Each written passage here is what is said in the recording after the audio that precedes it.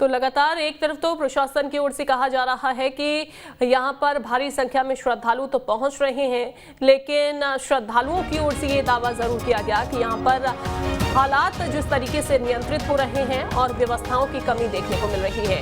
महोत्सव के इंतजामों में भारी कमी है। कुबेरेश्वर धाम में कई श्रद्धालुओं की तबीयत भी बिगड़ गई। भारी भीड़ के चलते कई लोग बेहोश हुए हैं। इसके अलावा श्रद्धालुओं को परेशानियों का सामना करना पड़ रहा है। अब पुलिस की ओर से निर्देश जारी हुए हैं। उन्होंने कहा है कि श्रद्धालु निर्देशों का पालन करें, प्रशासन की गाइडलाइन के मुताबिक ही स्थिति बनाए रखें।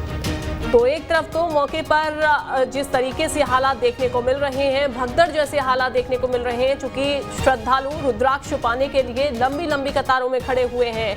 7 दिनों तक ये महोत्सव चलने वाला है। ऐसे में अब पुलिस की तरफ से निर्देश जारी किया गया है। उनकी तरफ से कहा गया है कि श्रद्धालु जो वहां पर पहुंचे हुए हैं वो गाइडलाइंस के मुताबिक ही स्थिति बनाकर रखें। ऐसे में स्थिति को खराब ना करें। अब ये तस्वीरों में देखिए, कतार में श्रद्धालु खड़े हुए दिखाई दे रहे हैं और अपनी जगह से वो हटना नहीं चाह रहे हैं, क्योंकि 7 दिन का रुद्राक्ष महोत्सव, जिसमें रुद्राक्ष पाने की होड़ सभी में लगी रहती है। रुद्राक्ष महोत्सव में लेकिन इंतजामों की भी कमी देखने को मिल रही है। एक तरफ जहां से जो ऑटो चालक हैं, रिक्शा चालक हैं, वो मनमाना किराया वसूल रहे हैं, वहीं दूसरी तरफ श्रद्धालुओं के लिए मौके पर ना तो पानी की व्यवस्था की गई है, ना ही अन्य खाने पीने की व्यवस्था है। ऐसे में कई महिलाओं की तबीयत भी बिगड़ गई है। तो पुलिस की ओर से ये जरूर कहा जा रहा है, क्योंकि पुलिस की ओर से, प्रशासन की ओर से ये दावे किए गए कि पूरी व्यवस्था यहाँ पर श्रद्धालुओं के लिए की गई है, लेकिन कुछ जमीनी हकीकत ये तस्वीरें बयां कर रही हैं कि लोग यहाँ पर भारी संख्या में पहुंच रहे हैं, श्रद्धालु पहुंच रहे हैं, लेकिन इंतजामों की कमी दिखाई दे रही है। पानी की व्यवस्था नहीं है, खाने पीने की व्यवस्था नहीं है, ना ही किसी तरीके की टेंट की व्यवस्था की गई है। ऐसे में धूप की वजह से, पानी की कमी की वजह से कई महिलाएं भी बेहोश हो गई।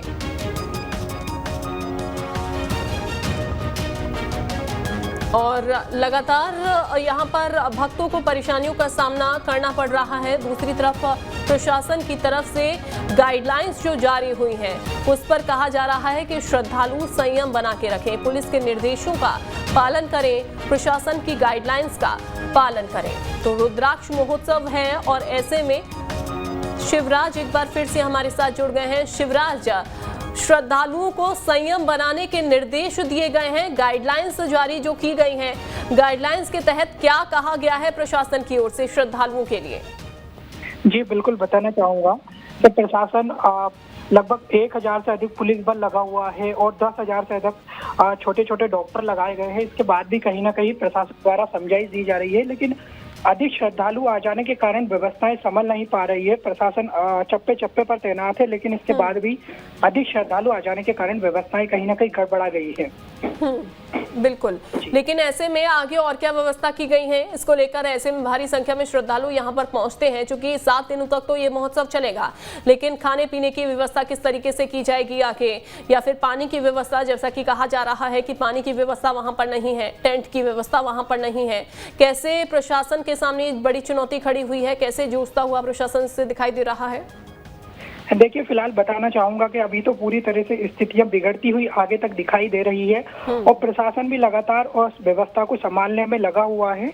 और पानी की व्यवस्थाओं की बात करें तो नगर पालिका सीहोर द्वारा टैंकर भेजे जा रहे हैं, लेकिन कहीं ना कहीं और जिस तरह से ग्रामीण क्षेत्र भी लगा हुआ है, कहीं ना कहीं तो ग्रामीण जो लोग हैं वो भी अपना मनमाना वसूल रहे हैं। जो श्रद्धालु आए हैं उनसे अगर उनको मकान दे रहे हैं तो 5,000 रुपए में एक दिन के लिए मकान दे रहे हैं, 100 रुपए में एक बार नहाने के लिए दे रहे हैं।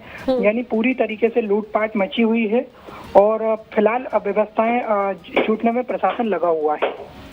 यानी कि अभी भी व्यवस्थाएं जो हैं वो आउट ऑफ कंट्रोल है। बहुत शुक्रिया आपका जुड़ने के लिए। तो प्रशासन के गाइडलाइंस का पालन करने की अपील श्रद्धालुओं से की गई है।